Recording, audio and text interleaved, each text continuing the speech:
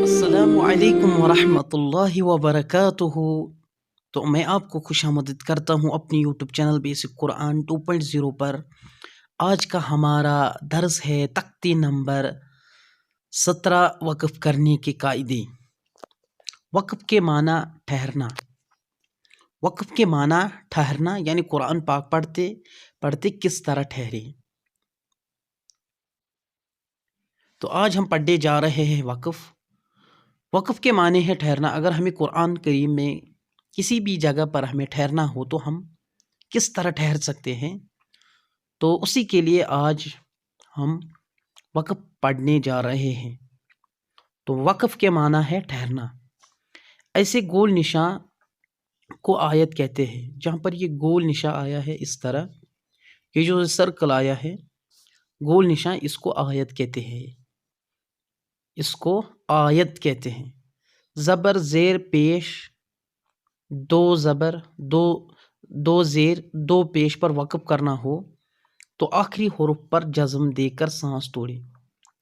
تو یہ بات آپ کو یاد رکھنی ہے کہ اگر ہمیں زبر پر، زیر پر، پیش پر، دو زیر اور دو پیش، ان 5 حرکتوں پر اگر ہمیں وقف کرنا ہے تو ہمیں آخری حروف کو جزم دینی ہے۔ یہاں پر 5 حرکت، زبر زیر پیش، دو زیر دو پیش، یہاں پر دو زبر نہیں آیا بلکہ یہاں پر دو زیر اور دو پیش آیا۔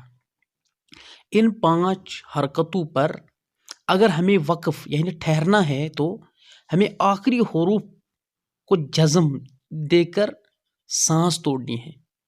تو میں آپ کو یہاں پر مثال کے ذریعے سے سمجھاؤں گا۔ یہاں پر آیا ہے اعوذ باللہ من الشیطان الرجیم، اس کے یہاں پر یہ آیت، یہ گول نشان آیا ہے، تو یہاں پر ہمیں رکنا ہے۔ ہم کس طرح یہ پڑھیں گے؟ اعوذ باللہ من الشیطان الرجیم سے اعوذ باللہ من الشیطان الرجیم۔ تو یہاں پر جو میم ہے، میم کے نیچے زیر آئی ہے، کیونکہ اوپر کے قاعدے میں ہم نے یہ پڑھا ہے کہ اگر ہمیں زبر زیر پیش، دو پیش پر وقف کرنا ہو تو آخری حروف کو یہاں پر جزم دینی ہے۔ تو میم کے نیچے یہاں پر زیر آئی تو ہمیں زیر پر یہاں پر وقف کرنا ہے، ٹھہرنا ہے، تو ہمیں میم کو یہاں پر جزم دینی ہے۔ تو نرجیم سے بنے گا نرجیم۔ تو مجھے لگتا ہے کہ آپ کو سمجھ میں آیا ہوگا۔ اگر ہم دوسری مثال لیں گے تو یہاں پر بسم اللہ الرحمن الرحیم سے بسم اللہ الرحمن الرحیم، یہاں پر بھی میم کے نیچے زیر، اور ہمیں زیر کو ہٹانی ہے، یہاں پر ہمیں میم کے اوپر جزم لگانی ہے تو ہم یہاں وقف کر سکیں گے۔ پھر آیا ہے الحمدللہ رب العالمین سے الحمدللہ رب العالمین۔ اگر زبر پر وقف کرنا ہو تو نون کے اوپر جزم لگانی ہے تو ہم پڑھیں گے الحمدللہ رب العالمین سے الحمدللہ رب العالمین، کیونکہ اوپر کے قاعدے میں ہم نے پڑھا آخری حروف کو ہمیں کیا دینی ہے؟ جزم۔ جہاں پر یہ گول نشان آئے اس سے پہلے ہمیں حروف کے اوپر جزم لگانی ہے اور وہاں پر ہم ٹھہر سکتے ہیں اور وہاں پر ہمیں رکنا ہے، اسی کو وقف کہتے ہیں۔ ایک اور مثال ہے یہاں پر ایاک نعبد و ایاک نستعین۔ ہم کس طرح یہ پڑھ سکتے ہیں؟ ہم پڑھ سکتے ہیں اس طرح کہ ایاک نعبد و ایاک نستعین، نستعین سے نستعین، کیونکہ یہاں پر گول دائرہ جو آیا ہے، گول نشان جو آیا ہے، اس پر ہمیں وقف کرنا ہے۔ تو نون کے اوپر یہاں پر پیش ہے، پیش کو ہمیں یہاں پر جزم لگانی ہے تو ہم پڑھیں گے نستعین سے نستعین۔ قل هو اللہ احد سے قل هو اللہ احد۔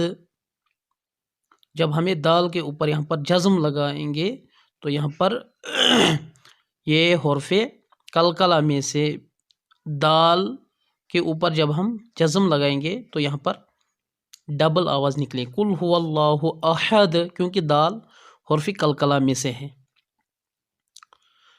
تو مجھے امید ہے کہ آپ نے یہاں تک غور سے سنا ہوگا کہ جب ہمیں زبر پر، زیر پر، پیش پر، دو زیر پر، دو پیش پر وقف کرنا ہو تو ہمیں آخری حروف کو جزم دینا ہے، اسی کو وقف کہتے ہیں۔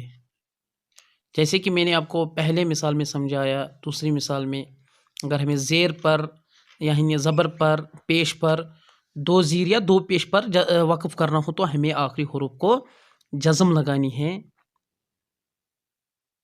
تو اسی کو ہم وقف کہتے ہیں۔ پھر اس کے بعد اب رہ گیا ہے دو زبر۔ دو زبر کا قاعدہ یہ ہے کہ دو زبر پر وقف کرنا ہو تو ایک زبر کے ساتھ الف پڑھا جاتا ہے، جیسے احدن سے احد۔ اگر ہمیں دو زبر پر وقف کرنا ہو تو ایک زبر کو ایک الف کے برابر کھینچنا ہے، جیسے ان مع العسر یسرا سے ان مع العسر یسرا، ان مع العسر یسرا۔ تو یہاں پر ہم نے ایک زبر کو ایک الف کے برابر کھینچا۔ اگر ہمیں دو زبر پر وقف کرنا ہے تو ہمیں ایک زبر کو ایک الف کے برابر کھینچنا ہے۔ ان مع العسر یسرا سے ان مع العسر یسرا۔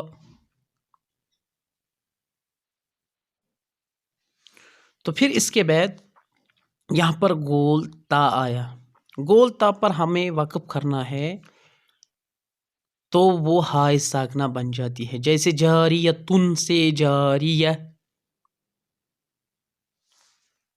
فیہا عین جاریتن سے فیہا عین جاریہ۔ تو گول تا پر ہمیں وقف کرنا ہے تو وہ ہائے ساکنہ بن جاتی ہے۔ تسقا من عین آنیۃ سے یہاں پر گول تا آیا، جاریتن میں بھی گول تا آیا تو جاریہ، فیہا عین جاریہ، یہاں پر تسقا من عین آنیہ، یہاں پر گول تا پر جب ہمیں وقف کرنا ہے تو یہ ہائے ساکنہ بن جاتی ہے۔ لا تسمع فیہا لاغیۃ سے لا تسمع فیہا لاغیہ، لا تسمع فیہا لاغیہ، کیونکہ یہ بات یاد رکھنی ہے کہ اگر گول تا کے اوپر بھی دو زبر آئے اس کو ہمیں ایک الف کے برابر کھینچنا نہیں، بلکہ یہ گول تا پر ہمیں یہاں پر وقف کرنا ہے، یہ ہائے ساکنہ بن جاتی ہے۔ تو ہم نے یہ یاد رکھا کہ اگر زبر پر، زیر پر، پیش پر، دو زیر دو پیش پر وقف کرنا ہو تو آخری حروف کو ہمیں جزم دینی ہے، اسی کو وقف کہتے ہیں۔ دوسرا قاعدہ میں نے آپ کو یہ کہا کہ اگر دو زبر پر وقف کرنا ہو تو ایک زبر کو ایک الف کے برابر کھینچنا چاہیے، جیسے ان مع العسر یسرا سے ان مع العسر یسرا۔ پھر تیسرا قاعدہ ہم نے یہاں پر پڑھا، اگر گول تا پر وقف کرنا ہو تو وہ ہائے ساکنہ بن جاتی ہے، فیہا عین جاریتن سے فیہا عین جاریہ۔ اسی طرح یہاں پر عین آنیہ، لا تسمع فیہا لاغیہ۔ مجھے امید ہے کہ آپ نے یہ اچھی طریقے سے سمجھا ہوگا۔ تو آج ہم نے وقف کا قاعدہ پڑھا ہے، وقف کے معنی ہے ٹھہرنا۔ السلام علیکم ورحمۃ اللہ۔